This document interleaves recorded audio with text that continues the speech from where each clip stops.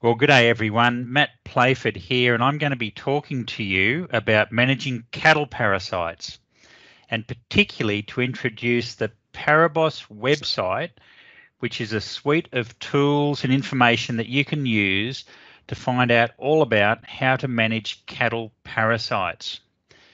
Now, this is where I live in Camden in New South Wales, and you can see we've got pretty good pastures and pretty fat cattle, because we get even rainfall right throughout the year.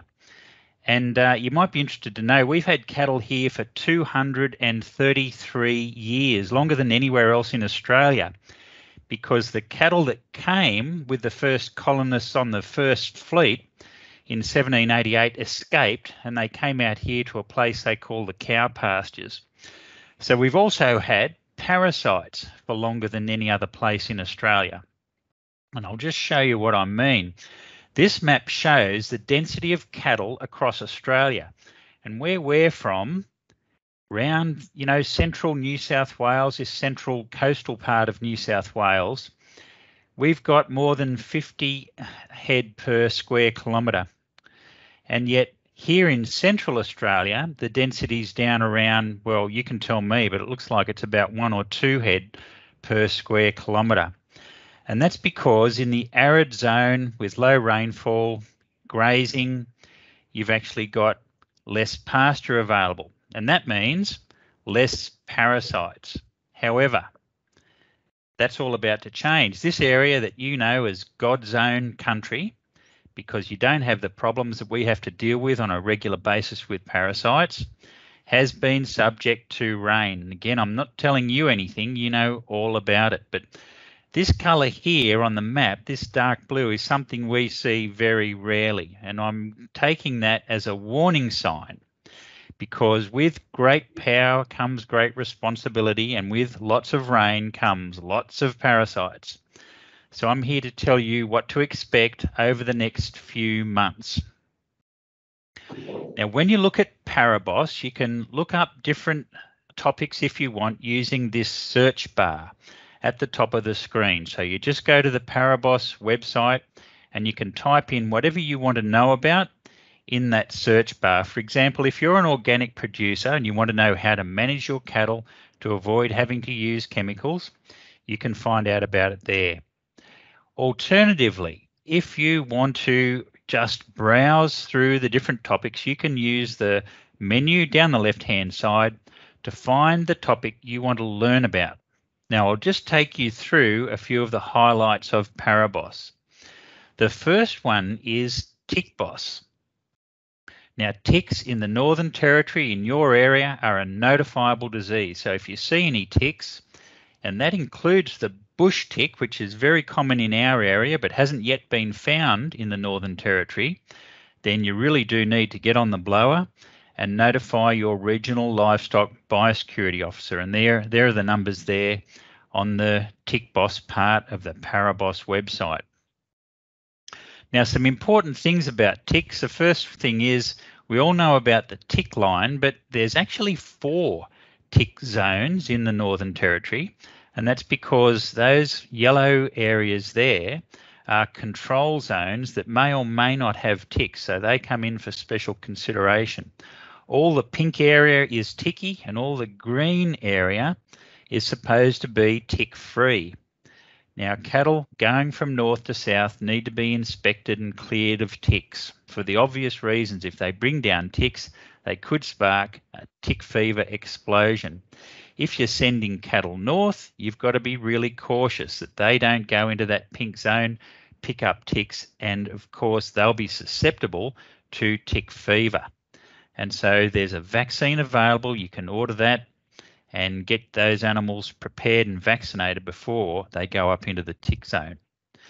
Now, that red zone right up the top end there, that's where the resistant ticks are. So if you're buying cattle out of that top end area, they need special treatment before they come down into Central Australia.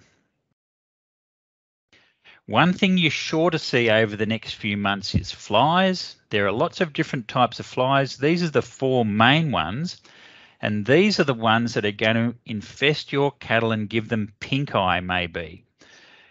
Now, the other fly, which comes down from time to time, is called buffalo fly. And that's a real nuisance. You can see this is a picture from Central Australia a couple of years back where buffalo flies were all over these cattle and they stopped them from grazing, and they do spread infections as well.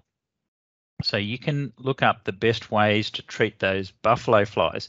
I wouldn't be surprised if this is another year where you get buffalo flies.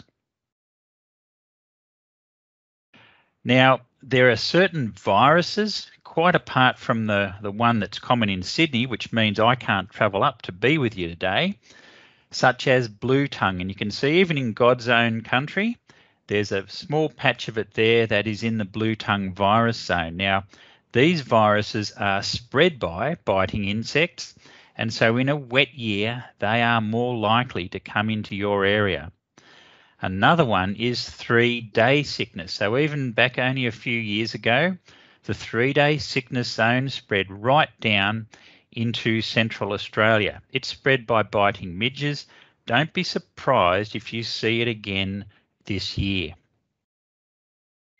Now, to monitor all of the different biting insects that spread disease, there are monitoring stations, and there's 2 of them there in Central Australia. They'll be able to give you alerts, so pay attention if you get a chance to your regional livestock biosecurity officers and their alerts that they'll send out to let you know what's going on. Coming back to worm boss, another problem in wetter areas is coccidiosis. Now, this has been seen on occasion in Central Australia, and I'll just take you through a little example. These graphs show the growth rates of cattle, the sentinel cattle held at the Arid Zone Research Station at Alice Springs. So they come into the research station at 10 months of age and they stay there for a year. And so these graphs show their growth rates. And on average, over the last 15, 16 years, the final average weight has been 419 kilos. But you can see there's 1 year there, the yellow line, where their weights were actually tracking well below the other animals. And that's because in that year, those cattle got coccidiosis and their final average weight was 351. So getting a dose of coccidiosis can decrease their potential growth rates by 20% or more. So it always occurs in wet conditions in a wet year. This is the year to keep an eye out for it. Now, Jocelyn Coventry has kindly provided some figures of testing that she has done in Central Australia. These were weaner male cattle, and they tested the coccidia count, and you can see more than half of them had reasonable counts of coccidia. So it's there even in a normal year. In a wet year, those coccidia survive, they spread to other cattle, and they can cause a nasty disease. The other worm species that are, or parasite species that are common in cattle in Central Australia, and this graph shows the common worms in cattle from Central Australia, thanks to Zoetis and Kate Everett. In particular, Cuperia and Barber's pole worm. Now, what impact are they going to have on your cattle?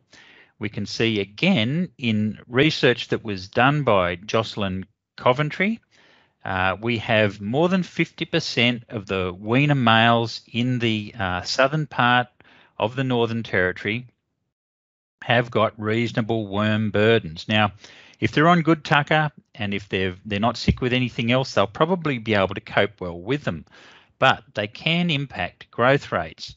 If you want to know exactly how much, these are the estimates. So beef cattle with even a minor worm egg count can have decreased average daily gain of 3%. But when we're looking at the counts that were seen in the Central Australian cattle, between 150 or over 500, that's 10 to 15% impact on their average daily gain. So you may want to do a few tests, work out what the worm egg count is of your cattle to see if they'll benefit from a treatment. So in summary, Cattle ticks are a notifiable disease, and it's always a risk bringing cattle down from the top end. Flies and other insects transmit important diseases, and they are going to increase after this recent rain. Coccidiosis is always around in the Northern Territory, but it particularly likes wet conditions, and it can sometimes cause severe weight loss. Worms are a constant cause of low-level weight loss, 10 to 15% background loss of average daily gain.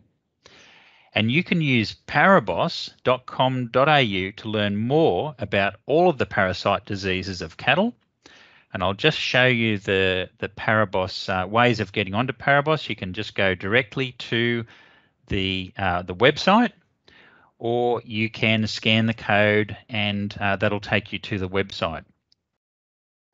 So I want to say a big thank you to Jocelyn Coventry and Peter Saville from Northern Territory Government, Kate Everett from Zoetis, Justin from Elders in Alice Springs, Sally Lego from MLA, and the ParaBoss extended team.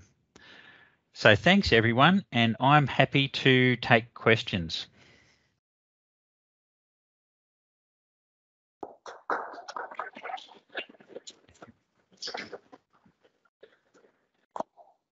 Any questions?